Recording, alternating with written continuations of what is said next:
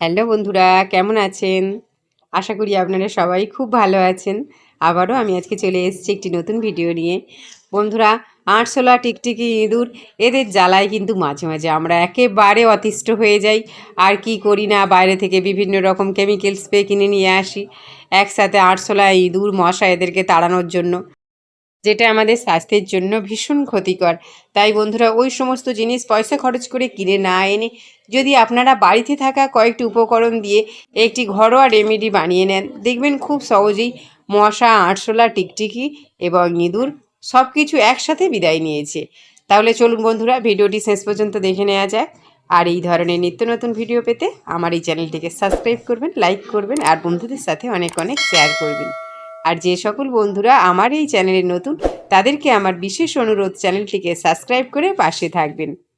আর বন্ধুরা, আপনারা কে কোথা থেকে আমার এই ভিডিওটি দেখছেন যদি কমেন্ট বক্সে লিখে জানান, তাহলে আমি জানতে পারবো আমার এই ভিডিওটি কতদূর পর্যন্ত যাচ্ছে। বন্ধুরা, এমন তো হয় অনেক সময়, দেখা যায় যে সন্ধ্যা হতে না হতে মশার এত উপদ্রব শুরু হয়েছে যে আমরা একেবারে মশার জ্বালায় অতিষ্ঠ হয়ে যাচ্ছি। তখন আমরা কোথায় স্প্রে কয়েল আছে সেগুলো খুঁজে তাড়াতাড়ি জেলে দেওয়ার চেষ্টা করি। বন্ধুরা, আমি এখানে একটি পাত্র নিয়েছি, যে পাত্রটি আমার কোনো কাজেই লাগে না, বিশেষত রান্নাঘরের কোনো কাজে আমি লাগাই না। আর নিয়েছি কলগেট। এই কলগেট দিয়ে তো আমরা প্রতিদিন সকালবেলা ব্রাশ করে থাকি, সেই কলগেট আমি এখানে বেশ খানিকটা নিয়ে নিলাম। বন্ধুরা, কলগেট কিন্তু যে কোনো মশা মাছি তাড়াতে কলগেটেরও কিন্তু জুড়ি মেলা ভার। এবার আমি নিয়ে নিচ্ছি বেকিং সোডা। এই বেকিং সোডা তো আমরা বিভিন্ন রকম খাবার দাবার বানানোর কাজে ব্যবহার করে থাকি। সেই বেকিং সোডা আমি এখানে 1 চামচ দিয়ে দিলাম। এবার আমি এখানে ইউজ করব ভিনিগার। বন্ধুরা, এই ভিনিগারও কিন্তু আমরা বিভিন্ন খাবার বানানোর কাজে ব্যবহার করে থাকি। যদি আপনাদের কাছে ভিনিগার না থাকে তাহলে আপনারা এখানে লেবু রসও ব্যবহার করতে পারেন। আমি এখানে 1 চামচ ভিনিগার দিয়ে দিচ্ছি। 1 চামচ ভিনিগার দিয়ে দিলাম। এবার আমি সমস্ত উপকরণ ভালো করে নেড়ে চেড়ে একটা সুন্দর একটা মিশ্রণ বানিয়ে নেব। দেখুন কীরকম হচ্ছে। চামচ দিয়ে ভালো করে নেড়ে চেড়ে নেওয়ার পর আমি এখানে অ্যাড করব চিনি।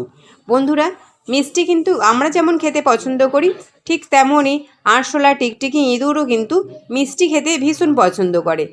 তাই চিনিটা আমি এখানে দিয়ে দিলাম। চিনিটা আবারও আমি সমস্ত উপকরণের সাথে ভালো করে মিশিয়ে নিচ্ছি।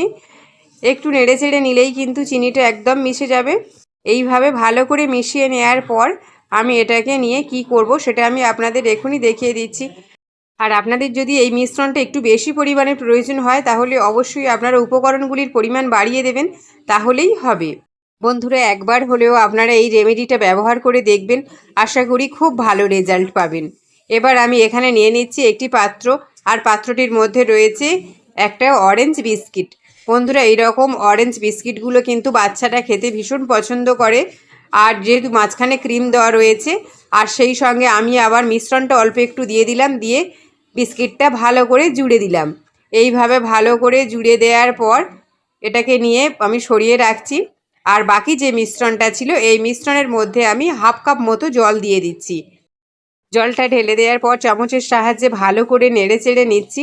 এবার এটাকে আমি একটা স্প্রে বোতলের মধ্যে ভরে নেব। বন্ধুরা, আমার কাছে যে স্প্রে বোতল ছিল সেই স্প্রে বোতল আমি এখানে ইউজ করেছি। আপনাদের কাছে যে স্প্রে বোতল থাকবে সেই স্প্রে বোতল আপনারা ইউজ করতে পারেন।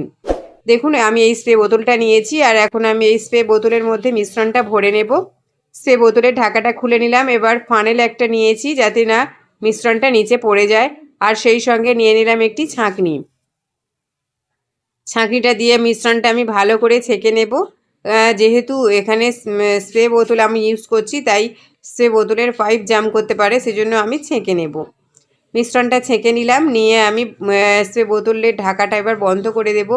বন্ধুরা, এবার যে সমস্ত জায়গায় আরশোলা, টিকটিকি, ইঁদুরের উপদ্রব খুব বেশি হয়, সেই সমস্ত জায়গায় আমি এগুলোকে ভালো করে স্প্রে করে দেব। এখানে আমি পেপার কেটে নিয়েছি, দেখতেই পাচ্ছেন। আমি এখন পেপারের উপরে ভালো করে স্প্রে করে পেপারটাকে ভিজিয়ে নেব। বন্ধুরা, এইরকম যদি স্প্রে করতে না চান তাহলে আপনারা ওই পেপারের বল বানিয়ে ওই যে মিশ্রণটা আমি স্প্রে বোতলের মধ্যে ভরে নিয়েছি, ওই মিশ্রণের মধ্যে ডুবিয়েও আপনারা যে সমস্ত জায়গায় মশার উপদ্রব বেশি হয় সেই সমস্ত জায়গায়ও রেখে দিতে পারেন। আমার কিন্তু পেপারের টুকরোটা একেবারে ভিজে গেছে। এবার আমি চলে এসেছি বিস্কিটটা নিয়ে। বন্ধুরা, এই যে গ্যাস ওভেন রয়েছে না, এখানে রাত্রিবেলা আলো নিভে যাওয়ার পর প্রচুর ইঁদুরের উপদ্রব হয়, তাই আমি এখানে দিয়ে দিলাম গ্যাস ওভেনের উপরে। আর যে পেপারটার মধ্যে আমি মিশ্রণটা স্প্রে করেছিলাম সেটাকে আমি গ্যাস ওভেনের তলায় দিয়ে দিলাম। এবার আমি চলে এসেছি দরজার পাশে। বন্ধুরা, এই যে দরজার পাশে কিন্তু প্রচুর মশা লুকিয়ে থাকে, তাই আমি এখানে ভালো করে স্প্রে করে দিচ্ছি যাতে কোনো রকমভাবে মশা লুকিয়ে থাকতে না পারে। এবার আমি চলে যাচ্ছি জানালার কাছে। বন্ধুরা, এই জানালার পর্দার পিছনেও কিন্তু প্রচুর মশা লুকিয়ে থাকে, তাই আমি এখানেও ভালো করে স্প্রে করে দিচ্ছি। আপনারা যেখানে যেখানে মনে করবেন যে মশার উপদ্রব খুব বেশি হচ্ছে সেই সমস্ত জায়গায় ভালো করে স্প্রে করে দেবেন, যেহেতু এটা